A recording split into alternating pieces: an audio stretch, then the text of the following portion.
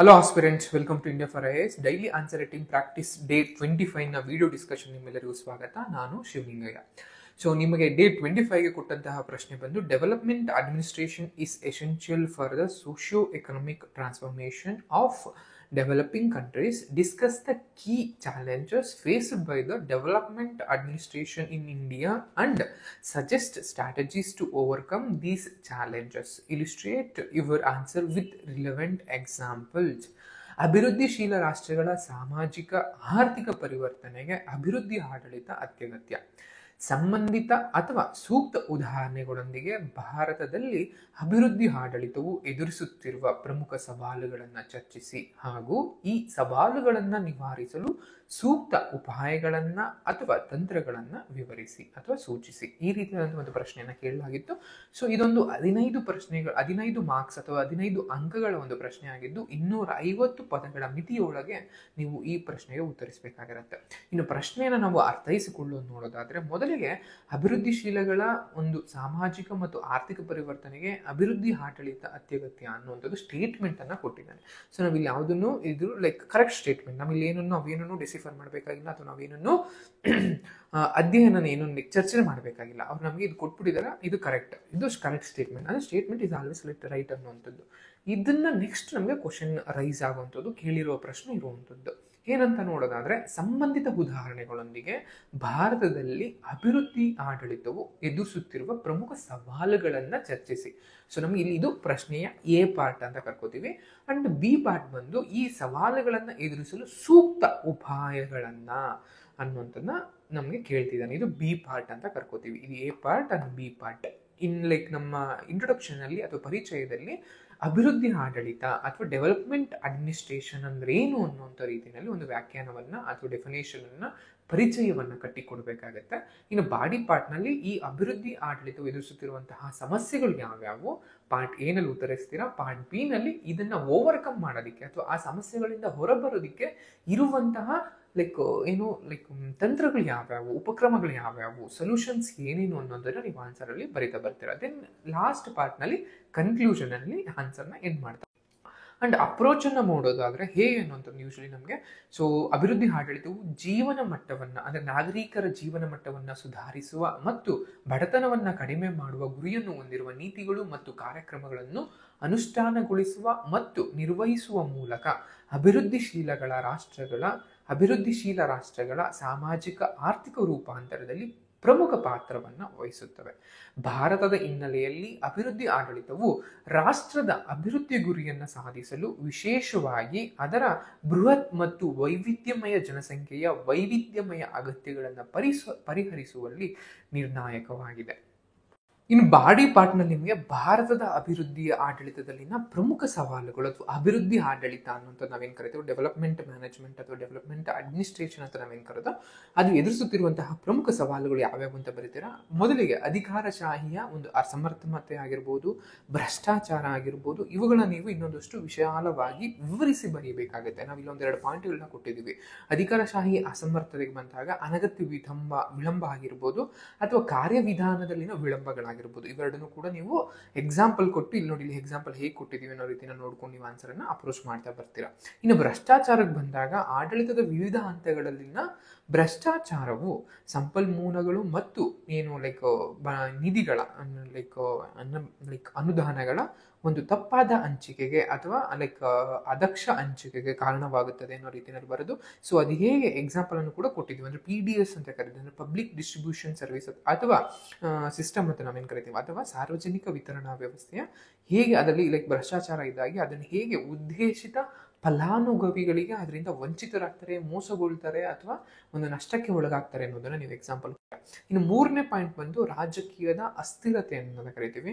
So ಸರ್ಕಾರಗಳಿಂದ ಏಕಾಏಕಿ ಬದಲಾವಣೆಗಳು, ಅಂದ್ರೆ ಅದಕ್ಕೊಂದು ಫಿಕ್ಸ್ಡ್ ಟರ್ಮ್ ಇರುತ್ತೆ 5 ವರ್ಷ. ಬಟ್ 5 ವರ್ಷ ಮುಗಿಸೋದಕ್ಕೆ ಮುಂಚೆನೆ ಅದಕ್ಕೆ 1 ವರ್ಷಕ್ಕೆ 2 ವರ್ಷಕ್ಕೆ ಸರ್ಕಾರಗಳು ಕುಸಿದು ಬೀಳೋದ್ರಿಂದಾಗಿ, ಅಸ್ಥಿರತೆ ಇರೋದ್ರಿಂದಾಗಿ ಅಥವಾ ಚೀಫ್ ಮಿನಿಸ್ಟರ್ಗಳ ಪ್ರೈಮ್ ಮಿನಿಸ್ಟರ್ಗಳು ಬದಲಾಗೋದ್ರಿಂದಾಗಿ ರಾಜಕೀಯದಲ್ಲಿ ಅಸ್ಥಿರತೆಯನ್ನು ಉಂಟಾಗ್ತಾ ಬರುತ್ತೆ. ಇನ್ನು ಸಂಪನ್ಮೂಲ ನಿರ್ಬಂಧಗಳು ಅಥವಾ ಸೋರ್ಸಸ್ ಕನ್ಸ್ಟ್ರೈನ್ ಅಂತ ಕರಿತೀವಿ. ಅಂದರೆ ಸೂಕ್ತ ಪ್ರದೇಶದಲ್ಲಿ ಸೂಕ್ತ ಸಂಪನ್ಮೂಲಗಳು ಇರದಲ್ಲೇ ಇರುವಂಥದ್ದು ಅಥವಾ ಸರಿಯಾದ ಸಮಯಕ್ಕೆ ಸರಿಯಾದ ಸಂಪನ್ಮೂಲಗಳ ಅಲಭ್ಯತೆಯು ಕೂಡ ನಮಗೆ ಈ ಸಂಪನ್ಮೂಲ ನಿರ್ಬಂಧ ಇದಾಗಿರುತ್ತೆ. ಅಂಡ್ ಸಾಮರ್ಥ್ಯ ವೃದ್ಧಿ ಅಂದ್ರೆ ಯೂಶಲಿ ನಿರ್ವಾಹಕರಿಗೆ ಅಸಮರ್ಪಕವಾದಂತಹ ತರಬೇತಿ ಅಥವಾ ಅಭಿವೃದ್ಧಿ ಕಾರ್ಯಕ್ರಮಗಳು ಇಲ್ದಲೇ ಇದ್ದಾಗ ನಮಗೆ ಕೌಶಲ್ಯಪೂರ್ಣ ಮಾನವ ಶಕ್ತಿ ಏನಿರುತ್ತೆ ಅದು ಕೊರತೆಯನ್ನು ಉಂಟಾಗ್ತಾ ಬರುತ್ತೆ. ಸೊ ಅದನ್ನ ನೀವು ಈ ರೀತಿಯಾಗಿ ಅಪ್ರೋಚ್ ಮಾಡಿ ಅಂದ್ರೆ ಬೇಸಿಕ್ ಆಗಿ ನಾವು ಒಂದು 5 ಪಾಯಿಂಟ್ ಅನ್ನು ಕೊಟ್ಟಿದ್ದೀವಿ.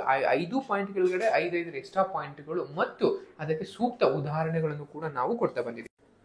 ಅಂಡ್ ಈ ಸವಾಲುಗಳಿಂದ ಹೊರಬರುವಂತಹ ಅಥವಾ ನಿವಾರಣಾ ತಂತ್ರಗಳು ಯಾವ್ಯಾವು, ನಿವಾರಣಾ ಕ್ರಮಗಳು ಯಾವ್ಯಾವು ಅಂತ ನೋಡೋದಾದ್ರೆ ಮೊದಲಿಗೆ ವಿಕೇಂದ್ರೀಕರಣ ಅಂತ ಕರಿತೀವಿ, ಅಂದ್ರೆ ಡಿಸೆಂಟ್ರಲೈಸೇಷನ್ ಅಂತ ಕರಿತೀವಿ. ಅಂದ್ರೆ ಈ 3 ಹಂತದಲ್ಲಿ ಅಂದ್ರೆ ನಾವೇನು ಕೇಂದ್ರ ಸರ್ಕಾರ, ರಾಜ್ಯ ಸರ್ಕಾರ ಮತ್ತು ಲೋಕಲ್ ಗವರ್ನಮೆಂಟ್ಸ್ ಅಥವಾ ಸ್ಥಳೀಯ ಸರ್ಕಾರಗಳು ಅಂತ ಹೇಗೆ ಅಧಿಕಾರವನ್ನ ನಾವು ವಿಕೇಂದ್ರೀಕರಣ ಮಾಡಿದೀವೋ ಅದೇ ರೀತಿನಲ್ಲಿ ಪ್ರತಿಯೊಂದು ಅಂಶದಲ್ಲೂ ಕೂಡ ಆಡಳಿತದಲ್ಲೂ ಕೂಡ ಅದು ಲೈಕ್ ಎಫೆಕ್ಟಿವ್ ಆಗಿ ದಕ್ಷವಾಗಿ ನಾವು ಅದನ್ನ ವಿಕೇಂದ್ರೀಕರಣವನ್ನ ಮಾಡಬೇಕಾಗಿರುತ್ತೆ. ಅದ್ರ ಜೊತೆಗೆ ಸಾರ್ವಜನಿಕ ಮತ್ತು ಖಾಸಗಿ ಸಹಭಾಗಿತ್ವಗಳು ಅಂತ ಕರಿತೀವಿ, ಅಂದ್ರೆ ಪಬ್ಲಿಕ್ ಪ್ರೈವೇಟ್ ಪಾರ್ಟ್ನರ್ಶಿಪ್ ಅಂತ ಕರಿತೀವಿ ಅಥವಾ PPP ಅಂತಾನು ಕೂಡ ಕರಿತೀವಿ. ಈ ಅಂಶಗಳ ಮೂಲಕ ಅಂದ್ರೆ ಅಧಿಕಾರಶಾಹಿ ಅಂದ್ರೆ ಗೌರ್ನಮೆಂಟ್ ಕೆಲಸದಲ್ಲಿರೋರೆಲ್ಲೂ ಕೂಡ ಕೆಲವೊಮ್ಮೆ ಅದಕ್ಷರಾಗಿರ್ತಾರೆ ಎನ್ನುವಂತಹ ನಮಗೊಂದು ಪರ್ಸೆಪ್ಷನ್ ಇದೆ. ಅದರಿಂದ ಹೊರಬರೋದಕ್ಕೆ ಪ್ರೈವೇಟ್ ಅವ್ರನ್ನು ಕೂಡ ನಾವು ಅದನ್ನ ಸೇರಿಸ್ಕೊಂಡಾಗ, ಬಟ್ ಯೂಶಲಿ ನಾವೇನಂತೀವಿ ಪ್ರೈವೇಟ್ ಅವ್ರು ಯಾವಾಗಲೂ ಕೂಡ ಎಫೆಕ್ಟಿವ್ ವರ್ಕ್ ಮಾಡ್ತಾರೆ, ದಕ್ಷವಾಗಿ ಕಾರ್ಯವನ್ನು ನಿರ್ವಹಿಸ್ತಾರೆ, ಲಾಭದ ಒಂದು ಮನಸ್ಥಿತಿ ಎಚ್ಚೆತ್ತವಾಗಿರುತ್ತೆ. ಇವೆಲ್ಲವೂ ಕೂಡ ಈ ಎರಡನ್ನೂ ಕೂಡ ಮಿಕ್ಸ್ ಮಾಡೋದ್ರಿಂದಾಗಿ ಒಂದು ನಮಗೆ ಲೈಕ್ ಏನು ಡಿಸೈರ್ಡ್ ಸೊಲ್ಯೂಷನ್ ಅಂತ ಕರಿತೀವಿ ಅಥವಾ ಡಿಸೈರ್ಡ್ ಒಂದು ನಾವು ಲೈಕ್ ಎಂಡ್ ರಿಸಲ್ಟ್ ಅನ್ನು ಪಡೆಯೋದಕ್ಕೆ ಸಾಧ್ಯ ಆಗುತ್ತೆ ಅನ್ನೋ ಅಪ್ರೋಚ್ ಮಾಡ್ತೀರಾ. ಅಂಡ್ ICT ಅಂತ ಕರಿತೀವಿ, ಅಂದ್ರೆ ಮಾಹಿತಿ ಸಂವಹನ ತಂತ್ರಜ್ಞಾನ ಅಂತ ಕರಿತೀವಿ ಏನು.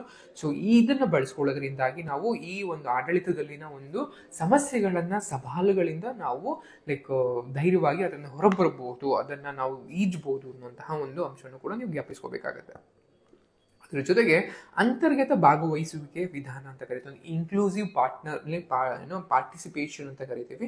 ಸೊ ಇಲ್ಲಿ ನಾವು ಎಲ್ಲರನ್ನೂ ಕೂಡ ಅಂದ್ರೆ ಒಂದು ಏನು ಅಭಿವೃದ್ಧಿ ಕಾರ್ಯಕ್ರಮ ಒಂದು ಯೋಜನೆ ಹಾಕೋತಾ ಇರ್ತೀವಿ ಅಥವಾ ಅನುಷ್ಠಾನವನ್ನು ಮಾಡ್ತಾ ಇರ್ತೀವಿ, ಆ ಸಮಯದಲ್ಲಿ ಲೈಕ್ ಪಾಲುದಾರರು ಯಾರ್ಯಾರಿರ್ತಾರೆ ಅಥವಾ ಸಮುದಾಯಗಳು ಯಾರ್ಯಾರಿರ್ತಾರೆ, ಅಧಿಕಾರಿಗಳು ಯಾರ್ಯಾರಿರ್ತಾರೆ, ಇವರೆಲ್ಲರೂ ಕೂಡ ಒಗ್ಗಟ್ಟಾಗಿ ಒಂದು ಲೈಕ್ ಭಾಗವಹಿಸುವ ಮೂಲಕ ಒಂದು ಲೈಕ್ ಬೆಸ್ಟ್ ಸೊಲ್ಯೂಷನ್ ಅನ್ನ ಅಥವಾ ಬೆಸ್ಟ್ ಐಡಿಯಾವನ್ನ ಬೆಸ್ಟ್ ಒಂದು ಆಕ್ಷನ್ ಅನ್ನ ಹೊರತರಬಹುದಾಗಿರುತ್ತೆ.